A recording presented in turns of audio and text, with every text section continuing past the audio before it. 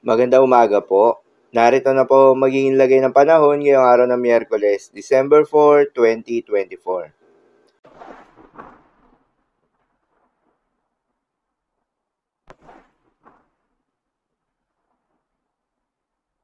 Sa kasalukuyan na tayong sa pag-asa, patuloy na nakakaapekto itong shear line o yung salubungan ng malamig na hangin at mainit na hangin sa may Kalayaan Islands, eastern section ng northern at central Luzon.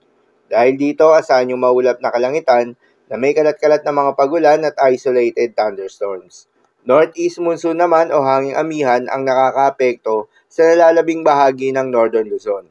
Dahil dito, asahan naman yung maulap na kalangitan na may kalat-kalat na mga pagulan at thunderstorms. Habang sa nalalabing bahagi ng ating bansa ay asahan naman yung generally fair weather condition, maliban na lamang sa mga panandaliang buhos ng ulan, lalo na sa hapon o gabi, dulot ng mga localized thunderstorms. Magandang balita naman dahil ayon sa pag-asa ay wala tayong binabantayan na low pressure area o bagyo sa loob o malapit sa Philippine Area of Responsibility na maring makaapekto sa ating bansa. Para naman sa ating long-range forecast at ipinapakita ng forecast model na ating ginagamit, ay consistent pa rin na may namamataan na sama ng panahon na posibleng mabuo sa susunod na linggo sa may silangan ng Mindanao. Inaasahang kikilos palapit ito ng Eastern Visayas. Kaya naman ating babantayan na magiging development nito kung matutuloy o hindi.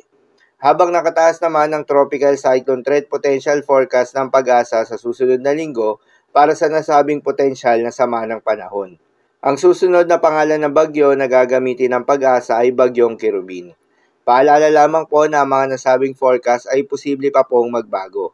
Kaya naman patuloy lamang magantabay sa mga update nating ilalabas at ng pag-asa. Para naman sa magiging lagay ng panahon ngayong araw ng Miyerkules, dahil nga sa epekto nitong northeast monsoon, asahan ngayong araw sa Batanes ang maulap na kalangitan na may kasamang mga pagulan. Posible ang mga pagbaha o pagguho ng lupa dahil sa katamtaman hanggang sa kung minsan ay malakas na pagulan.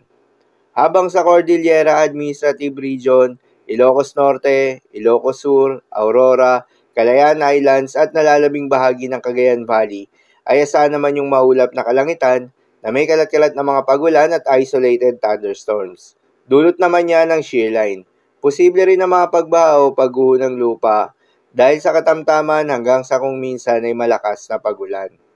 Habang sa Metro Manila at nalalabing bahagi pa ng ating bansa, ay asahan naman yung bahagyang maulap hanggang sa maulap na kalangitan na may kalat-kalat na mga pagulan o thunderstorms.